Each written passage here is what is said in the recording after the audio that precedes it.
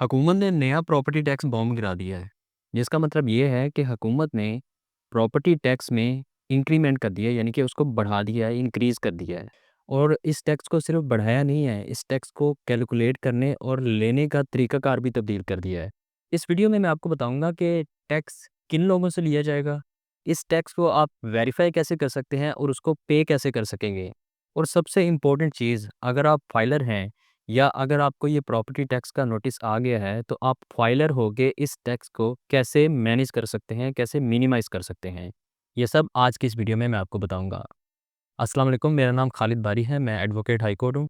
मेरी सर्विसेज़ हासिल करने के लिए आप नीचे दिए गए व्हाट्सएप नंबर पे मैसेज करके राब्ता कर सकते हैं। इस वीडियो को मैंने 2 पार्ट्स में तक़सीम किया है। पहले पार्ट में मैं आपको बताऊँगा कि प्रॉपर्टी टैक्स किन लोगों पे और किस प्रॉपर्टीज़ पे लगाया है और उसको पे करने का तरीक़ाकार क्या है। दूसरे पार्ट में मैं फाइलर्स को बताऊंगा कि फाइलर्स इस टैक्स को कैसे मैनेज कर सकते हैं, और अगर आप नॉन फाइलर हैं तो फाइलर बन के आप ये तमाम चीज़ें, तमाम फैसिलिटीज़ कैसे ले सकते हैं। जिसकी प्रॉपर्टी 50 लाख रुपए से ज़्यादा की वैल्यू रखती होगी, चाहे वो कमर्शियल होगी या रेजिडेंशियल, उस पे ये टैक्स का इतलाक होगा।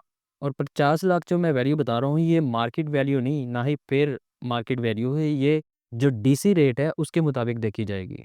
इससे पहले ये होता था कि जिसकी प्रॉपर्टीज़ एक्स्ट्रा होती थी, एक से ज़्यादा होती थी, उस पे उन प्रॉपर्टीज़ पे टैक्स लगता था जो स्पेयर हैं। लाइक अगर आपके 2 घर हैं, एक घर में आप रह रहे हैं, तो उस पे वो प्रॉपर्टी टैक्स अमल दरामद नहीं होता था। जो आपकी एक्स्ट्रा प्रॉपर्टी है, चाहे वो आपने रेंट आउट की है या वो खाली पड़ी हुई है, तो उस पे टैक्स लगता था। लेकिन अब इन्होंने ये शर्त ख़त्म कर दी है, अब जितनी भी आपकी प्रॉपर्टीज़ होंगी, उन तमाम प्रॉपर्टीज़ पे आपको ये टैक्स देना पड़ेगा।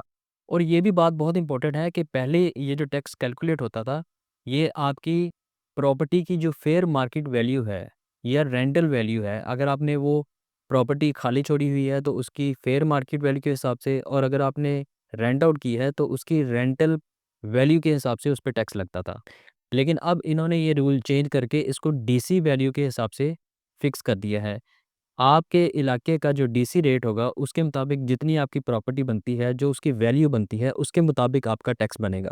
इसके लिए एक्साइज़ एंड टैक्सेशन ने कई लोगों को नोटिसेस भेज भी दिए हैं और कई लोगों को नोटिसेस मौसूल हो चुके हैं, और उनको डेडलाइन भी दे दी है कि इस डेडलाइन तक आप अपना टैक्स पे कर दें। यहाँ पे एक सवाल पैदा होता है कि क्या जो स्टैम्प पेपर वाली प्रॉपर्टीज़ हैं, क्या उन पे भी ये टैक्स एप्लीकेबल होगा? क्योंकि रजिस्ट्री वाली प्रॉपर्टीज़ पे तो ऑलरेडी टैक्स एप्लीकेबल हो रहा है। तो इसका मैं आपको आंसर कर दूँ कि बिल्कुल जो स्टैम्प पेपर वाली प्रॉपर्टीज़ हैं, उन पे भी ये टैक्स एप्लीकेबल होगा। और एक और बहुत इंपॉर्टेंट चीज़ कि अभी ये टैक्स हुकूमत पंजाब ने लगाया है, बाकी सूबों का अभी अंडर प्रोसेस है। With the passage of time पूरे पाकिस्तान में ये एप्लीकेबल हो जाएगा। तो अगर आपको ये नोटिस मौसूल हो, तो आपने सबसे पहले उसको एक्साइज़ एंड टैक्सेशन की वेबसाइट पे जाके वेरीफ़ाई करना है कि आया ये नोटिस ओरिजिनल है या फ़ेक, क्योंकि आजकल बहुत ज़्यादा लोगों को फ़ेक नोटिसेस भी मिल रहे हैं।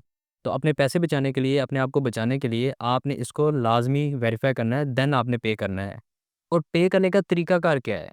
वैसे तो आप इसको एक्साइज़ एंड टैक्सेशन के ऑफ़िस में भी जाके पे कर सकते हैं, बैंक में भी पे कर सकते हैं, लेकिन अब हुकूमत ने इसके लिए एक और बहुत आसान सहूलत आपको प्रोवाइड की है।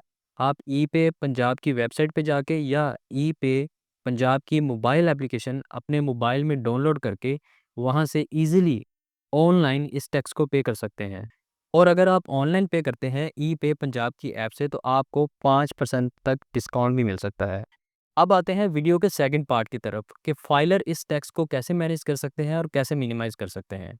जैसे दूसरे टैक्सेस में फाइलर को नॉन फाइलर से कम टैक्स लगता है, जैसे कि अगर आप गाड़ी खरीदते हैं तो उसमें आपको फाइलर को कम विदहोल्डिंग टैक्स है और नॉन फाइलर को ज़्यादा है। इसी तरह अगर आप प्रॉपर्टी का लेन-देन करते हैं, उसकी खरीदो-फरोख्त करते हैं, तो उसमें जो आप टैक्स पे करते हैं, उसमें भी फाइलर को कम है और नॉन फाइलर को ज़्यादा है।